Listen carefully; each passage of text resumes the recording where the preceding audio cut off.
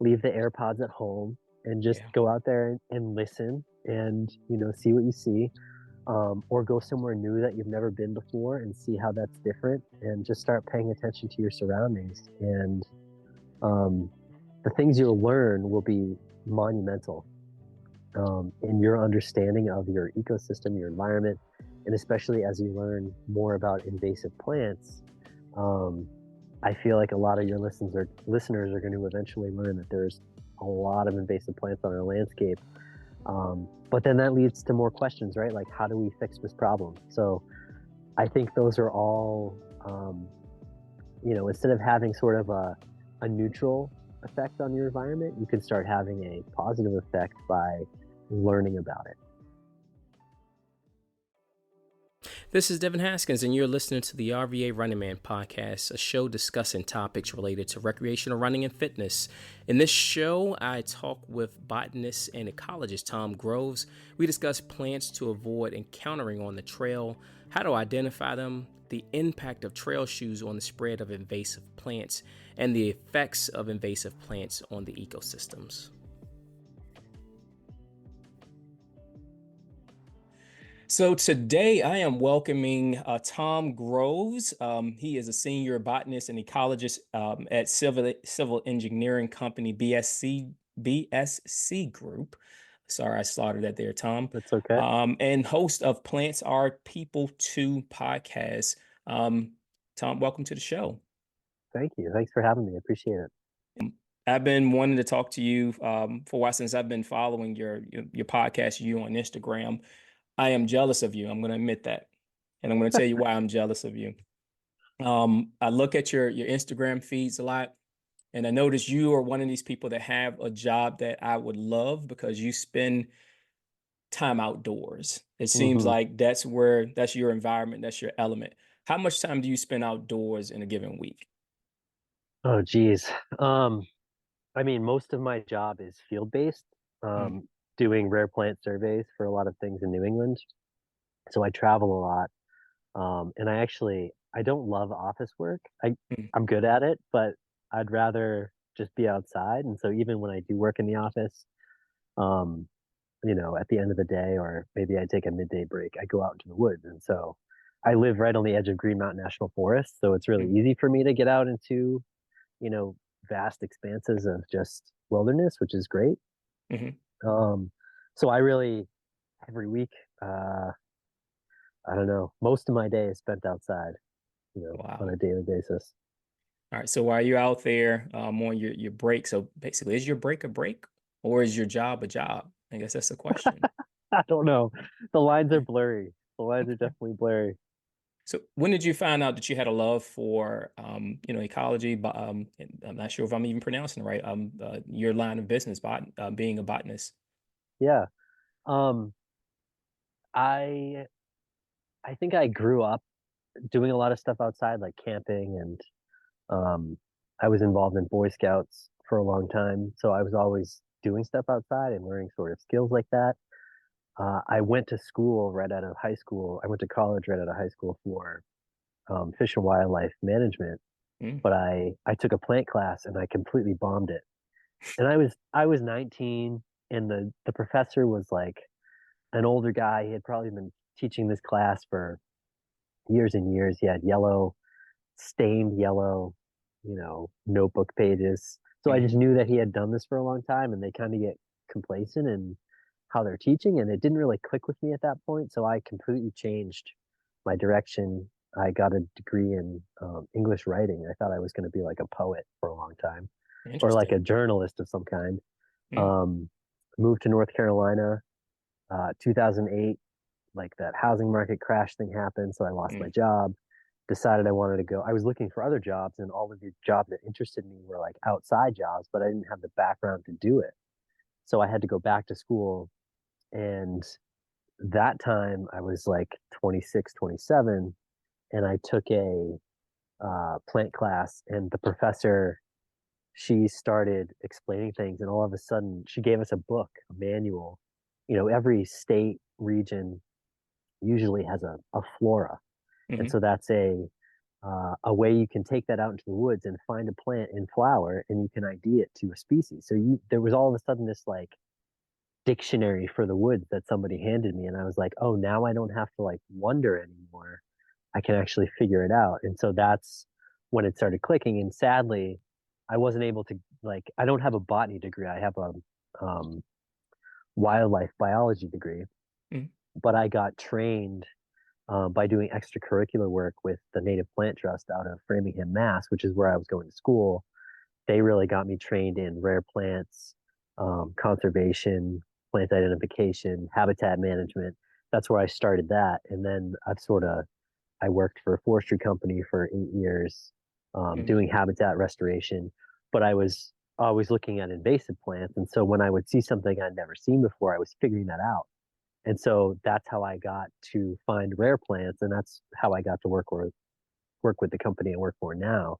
They needed somebody who had habitat restoration experience, invasive experience, and could find rare plants. So oddly enough, the trajectory that I had, as windy as it was, led me to a place where I finally got a job that I really love.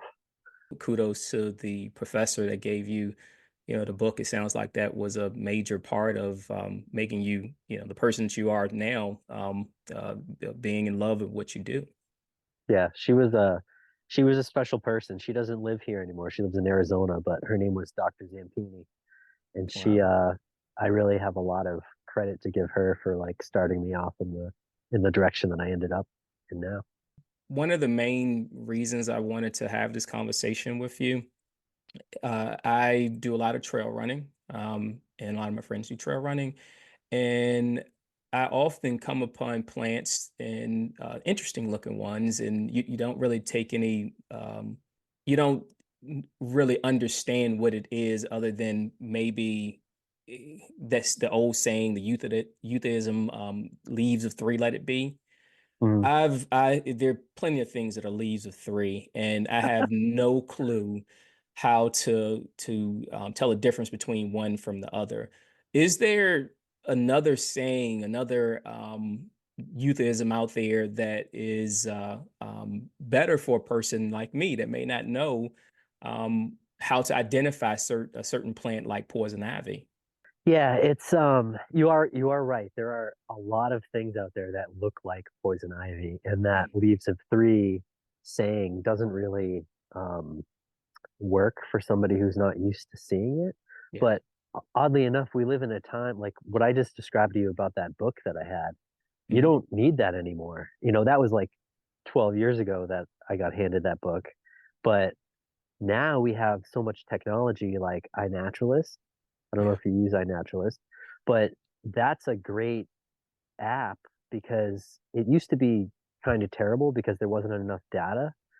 Um, and so you would kind of take a picture of a plant and try to have the app ID it for you, and it wouldn't work because there wasn't enough sort of sourcing. But now that we're so far along in it, that app is actually pretty good. So if you had that app and went down and just like, oh, is this poison ivy? And you took a picture of it, and it'll tell you that it's the poison ivy plant. What starts happening is as you, especially for somebody who's out running on the maybe the same trail every day or the same network of trails, Hmm. over the course of a season, you get to see things change, right? So if you're running and while you take a break, you know you're just off the side of the trail and you take a few pictures and then put them into iNaturalist later, you're like, oh, this is a new species, or hey, that was poison ivy I was looking at. But then when you run out there again, you're going to see those plants over and over. And so even if you're focused on looking at what you're running by, you'll be able to get those plants in your head and you'll be saying what their names are as you see them. But then you'll see the new things that you haven't seen before. And that's where it Mm. gets interesting because you'll start seeing things that you didn't even know existed. Um, Poison ivy additionally can look like different the leaves can vary pretty Right. widely. So, there's poison ivy, there's also poison oak. Now, poison oak, um, it can look almost identical to poison ivy. We have both of those species on the East Coast, as well as poison sumac. Although poison sumac will be something that will occur only in wetlands. So I wouldn't expect somebody to be running.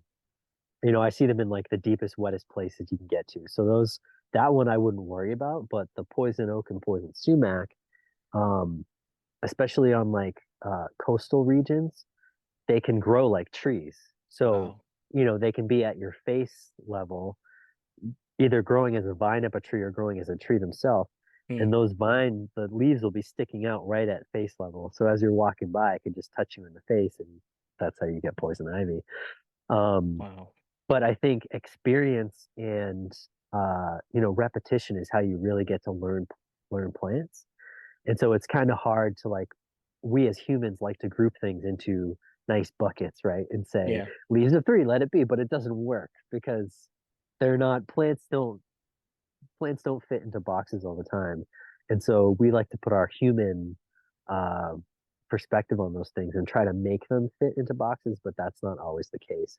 So I would say that, repetition and paying attention, as well as using an app like iNaturalist for somebody who's not really like a botanist or going to be a botanist, um, it's a really, citizen science type tool that can help people really learn a lot about their environment.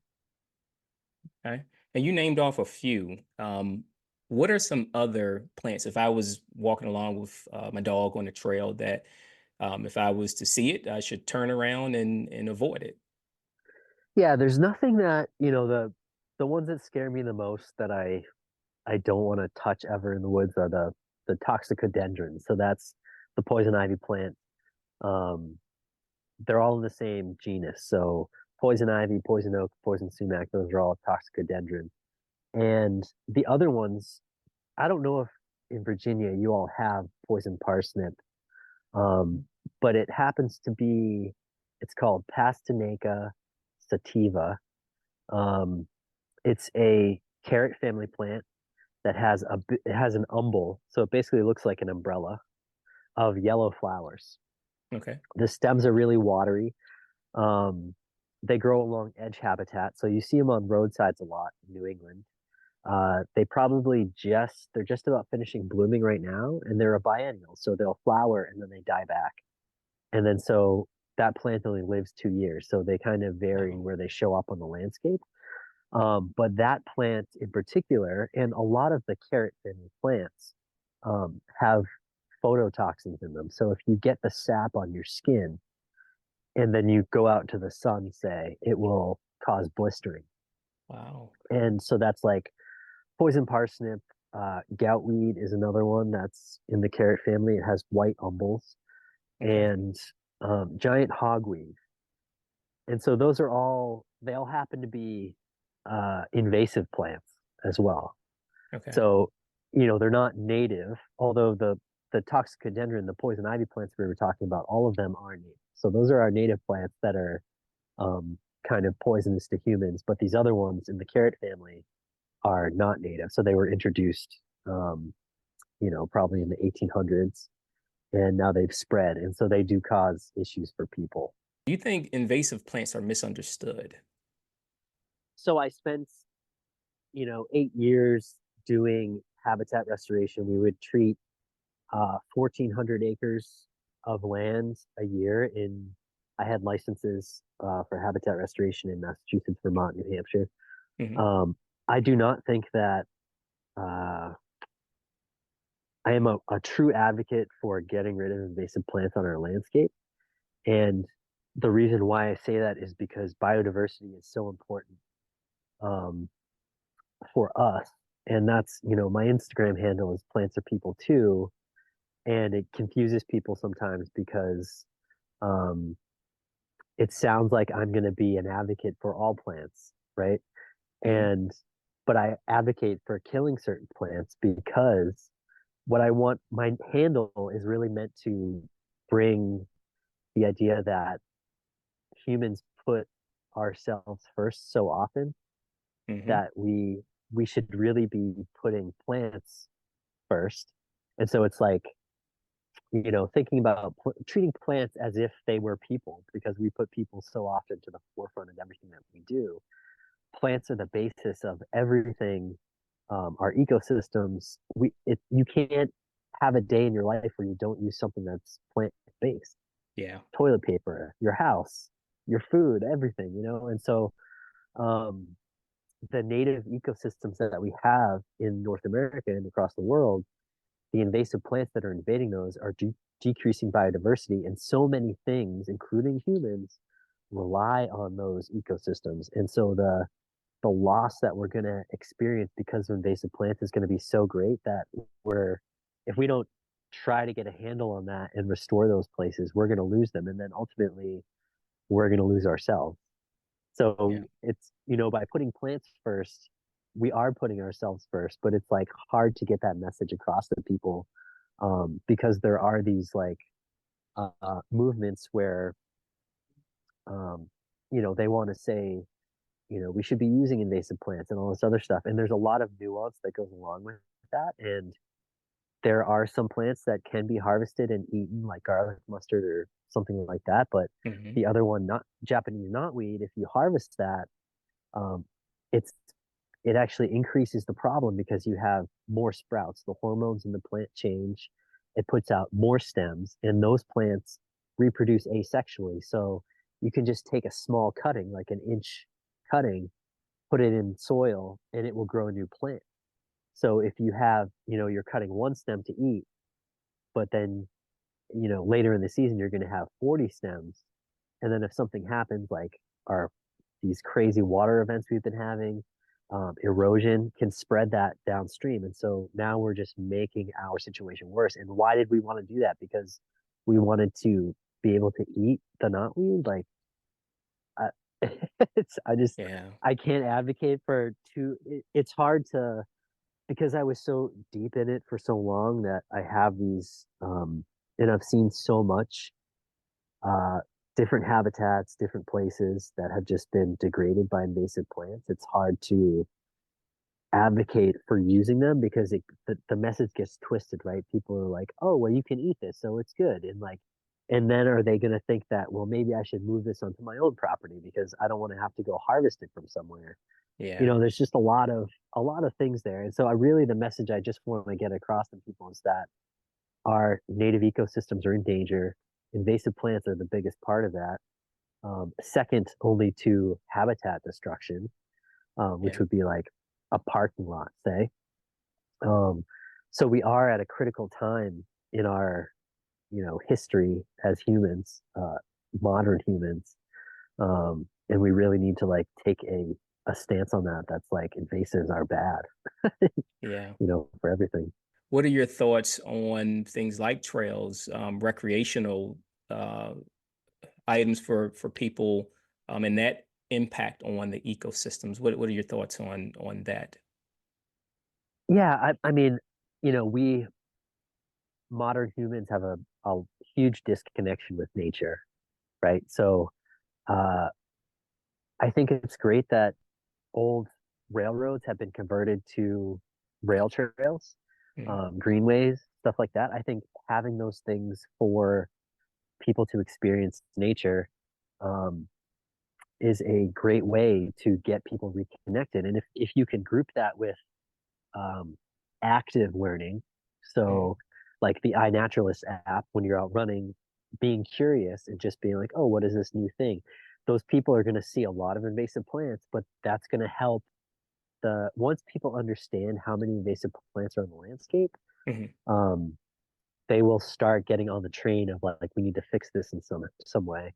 And so, but being outside is the first step to getting there, right? So, um, I think trails are great. When I worked for a forestry company, we always would advocate for like building a trail on somebody's property because it gets them outside, it gets them caring about the woods, and like they get to see what's out there. And if you're just sitting in your house and you just see the woods from a distance, it Yeah. doesn't really connect with you. Um, so I think the more that we can get people out into the woods, whether it's from running or mountain biking or hiking, or even just going out into the woods to sit and just like listen to nature, those are Mm. all positive things. Normally, when I go on a trail run or nature hike, as I call it, the type of shoes that I wear are like those really um, deeply treaded shoes for grip.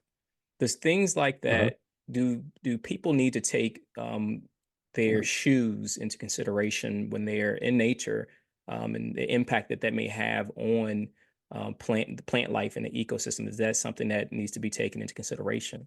Yeah, so there's, I mean, not just plants, but there's, we're experiencing this thing called beach leaf disease right now, Mm. and it's a relatively new, um, it's a nematode that affects the leaves of uh, beaches, and beaches have been hit by beach bark disease.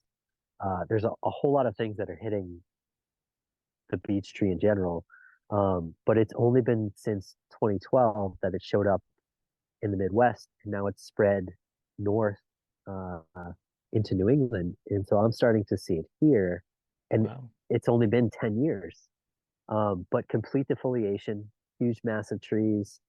Um, it's terrifying to see that. And so part of the way that that's getting spread is the nematodes are so small that if you had them on your shoes and if you were living in Connecticut, say, and you had a summer house up here where I live in Vermont, Hmm.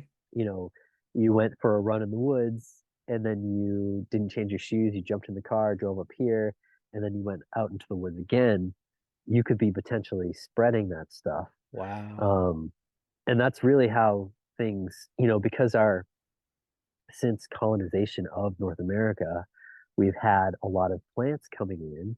And so because the world is so fast now, Yeah. um, the way that plants can spread and that people can get in the car and drive, 600 miles in a day, there could be, some kind of insect that lays eggs on your car and then you're driving it somewhere else. So I don't know that there's any like Wow. stopping that because there's so many vectors for getting these things around Yeah. into new places where they've never been before. It's really hard to say that if it's coming in on somebody's shoes or something like that, or maybe they're transplanting a plant from their house further south up to somewhere up north, and that's Mm. bringing in a new introduction of something. And there are programs. One of them is called EDRR, which is Early Detection Rapid Response. So there's a list of EDRR species that each state has and they pay attention to because, um, you know, nipping something in the bud when it's small is a lot easier, to accomplish control of. Hmm. If it gets out of control and it becomes acres and acres or hundreds of acres, um, the management is a lot harder after that. So if you can get something when it's really tiny and it's like a new introduction, that's the time to get it. And so there's a whole list of species on there to be paying attention to. Um, and some of these things, I'm sure that you all have Japanese stiltgrass down in Yes. Virginia. Yeah, Hmm. so that is one in particular has very small seeds. Okay. Um, and so those can probably get into the tread of a shoe. And then as you travel back to your house or something, you can be introducing that back to your house. So, I mean, it's not a bad idea to carry like a brush in your car, Hmm. and just brush off the bottom of your shoes and just leave those, whatever could be on your shoes, leave them where they came from. So you're not spreading them to a new location and making uh, a situation worse. It sounds like what you're saying is best practices, right? Is making sure that something as simple as cleaning your shoe can help the environment. Am I hearing you correctly?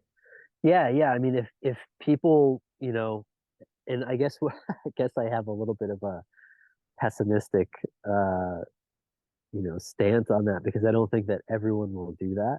Yeah. Um, uh, but I think if somebody wanted to, um, I don't think it's a bad idea to sort of take that precaution and um, just know that they're not spreading stuff to somewhere else. Okay. And being in your line of business, what would you say is the worst situation you've seen that was caused by human interaction with, I guess, a certain area's ecosystem? The worst, Yeah. I mean, I as a as a habitat restoration person for a long time, Hmm. the I was usually called in for like the really intense high density um we don't know what to do with this sort of invasive situation. All right. And I have seen a lot of really badly infested areas. Um, Knotweed is a particular bad one, but I mean, you know, all of your listeners could experience this just by driving on the highway, because Mm. you can look out on your highway and there almost everything you see will be non-native or invasive. And Wow. so that's really sad because it's almost like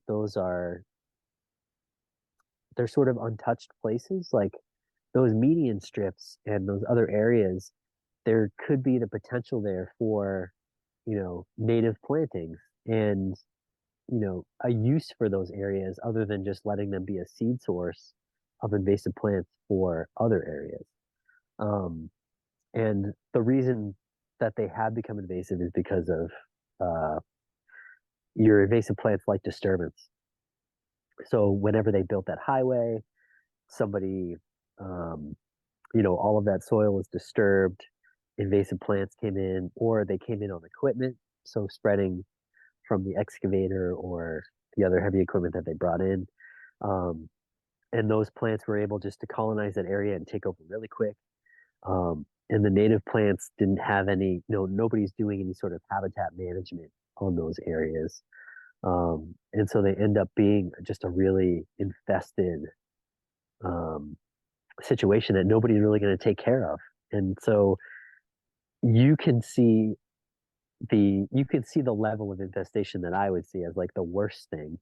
Mm. Um, but it's even worse for me because where I would go into like a bog or some sort of really um, high quality sensitive habitat where you have a lot of biodiversity, that's where it's sad to see invasive plants taking over. Um, because you understand that if something's not done over time, those plants are going to go away. And some of those plants may be rare. They may be, you know, one of five populations in a state. So it's difficult to um, not be able to do something about that. Luckily, where I was in a position where I was doing habitat restoration, I really cared about that. And so I would get hired to go into those places because it was a sensitive habitat and we could locate those rare plants and then protect them and start doing habitat management there. And I mean, overall, um, all of the places that I've worked in like that have started coming back from invasive plant damage. So it's been positive. And I think there is a lot of like, you know, good things we can do and habitats we can save with just Mm. a little bit of work and like planning. What are you in favor of when it comes, or I guess it depends on the situation, to restoring a habitat that has been invaded by invasive plants? How do you restore a habitat? So I actually I get a lot of comments about um, chemical control. Hmm. And so, you know, there's this thing called integrated pest management, and it's basically like the prongs of a fork. And so you have chemical control, biological control, mechanical control, and then there's cultural control. So cultural control is kind of like what we were talking about earlier with being aware of what invasive plants are in your landscape, right? Hmm. So I don't want to plant invasive plants in at my house. Say that's a cultural control. So we really need to stop the sale of invasive plants from places like Home Depot, Lowe's, stuff like that. Um, the mechanical control can work. You know, and I try to get this point across to people too. Every property is different.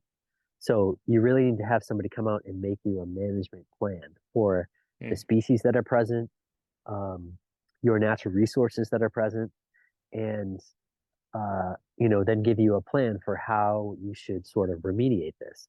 Now, mechanical control can work on a small scale. So if you had garlic mustard on, you know, in a 300 square foot section of your property, you can go hand pull those and there's gonna be a seed bank, so you have to do it repeatedly throughout the season for multiple seasons, but you could get a handle on that without chemical. Mechanical control also has the, if you use like a mulcher, say, or you were hand cutting stuff, that doesn't kill the plant. So they're just going to keep coming back. Um, and if you're ripping out the plants by the roots, that disturbs the soil more, and invasive plants like disturbance. So you have the possibility, if you're not going back and repeatedly, hand pulling all those little seedlings that are coming back, you're going to make your problem worse. Wow. The chemical control doesn't have any sort of soil disturbance. Um, it's different. I've been trying to get this across to people as well. It's different than industrial farming. So glyphosate is a huge, trigger word for people these days because of all the cancer stuff in the media and stuff like that.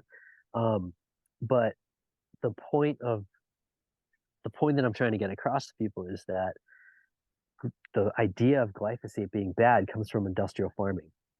Mm, And let's compare industrial farming to an ecological setting. So in industrial farming, you have GMO crops. mm, So they're uh, or Roundup ready crops, right? Um, they are crops that are planted in soil that is not very ecologically sound. So they've been using fertilizers. There's very little mycelium, bacteria. There's no really like soil bioactivity going on there. So it's runoff is happening all the time, right? There's nothing holding that soil back. Um, and then you're having treatments that are aerial sprayed multiple mm, times a year. So that's industrial farming in a nutshell. In an ecological setting, when you go out and do treatment for invasive plants, uh, you're treating once a year. So you go out and the soil is very active with mycelium and bacteria. And so that glyphosate in particular is broken down by sunlight, bacteria, and it binds to soil particles. So there is no runoff from an ecological chemical application of glyphosate. okay. And so that's really where you have to, um, and so the other thing is that, in the farming situation, people are eating that food, right? The environment, people aren't eating, you know, the, whatever native plants were out there. They're not going out. That's not like a food source for people. So there's very little chances that that's going to get into somebody's body. Okay. And so in the industrial farming, though, it's completely the opposite. All of that food is getting into somebody's body. Yeah. And so this glyphosate product was made for farmers, um, but it's been utilized by the habitat restoration people. And if you, let's say that, um, DuPont said, we're not selling to industrial farmers anymore, this glyphosate product. We're only going to sell to ecological restoration firms. They would go out of business because the ecological restoration firms use so Wow. little of it that they wouldn't even be able to support the company. So there's a there's a weird message getting put out there about glyphosate and chemical use that in the right situation with the right application method done at the right time, you can use it once a year. And then the subsequent years after that, you might not treat again for 2 years or 3 years. And the amount of chemical you're going to use is going to be like a fraction of what you used the first time. So it goes down over time, whereas industrial farming, it's always the same. They're using more and more of it. Um, and so that's a really nuanced point that I don't think people are fully grasping. And utilizing a little chemical to get back our ecosystem is definitely something we should be doing because that biodiversity is so important. And you can be very targeted with an ecological chemical approach. So you can cut those stems and just treat the stem that you wanted, and nothing gets on the soil. Mm, And you can kill those plants, and then you're saving all the natives, and they're going to help you shade out future invasive plants because there's no disturbance. Um, so I think, you know, I'm in favor of chemical control in um, an ecological setting and against it completely in the industrial farming situation. what do you think people should, a person that's not very familiar with how they impact the ecosystem when they go out on a trail, what do you think they should do or think about most when they visit a trail or run on a trail to understand their impact? Somebody would have to be aware of the plants that are there, um, before they can really sort of determine what their impact is. And I think that there's probably very little um, impact that people are having um, on the environment as long as they're staying on the trail. If they're going off trail, that can lead to sort of more habitat destruction. If there's, who knows if there's rare plants nearby, something like that. Obviously, if they're digging up plants off a trail and taking them back to their house, that's a problem. But I think, using a trail, for running or mountain biking or hiking, something like that, I think those are all positive things. I think the more that we get people outside into nature, um, that's the best thing we can be doing right now because our learning about what's out there is going to help us all in the long run. And so I think taking an active approach to being out in the woods, like we were talking about earlier, using iNaturalist, just start recording things, taking pictures, and like just start being interested. So leave the AirPods at home and just Yeah. go out there and listen and see what you see. Or go somewhere new that you've never been before and see how that's different, and just start paying attention to your surroundings. And um, the things you'll learn will be monumental in your understanding of your ecosystem, your environment, and especially as you learn more about invasive plants. Um, I feel like a lot of your listeners are going to eventually learn that there's a lot of invasive plants on our landscape. But then that leads to more questions, right? Like, how do we fix this problem? So I think those are all, instead of having sort of a neutral effect on your environment, you can start having a positive effect by learning about it. And that's well said. Tom Groves, I appreciate you joining me today. Good luck in all you do. And if you want to check out Tom, he is a really good Instagram follow. He's at plants.r.people.2. You have to put those dots in there or it'll lead you to someone else. His podcast is Plants Are People 2 Botany Podcast. Please check it out. Tom, again, thanks for joining me today. Thanks, Devin. I appreciate it. Yeah, nice to meet you. Special shout out again to Tom Groves for joining today's discussion. You can follow Tom on Instagram at plantsarepeople2, and then 2 is spelled with 2 O's. Hey, you don't want to miss any episodes of the RVA Running Man podcast. Please go to YouTube, iTunes, Spotify, or anywhere you get your podcasts and search for the RVA Running Man podcast and subscribe. Again, I always appreciate every last one of you support. Until next week, please be safe out on the roads and trails. I'll talk to you later, runners. Peace.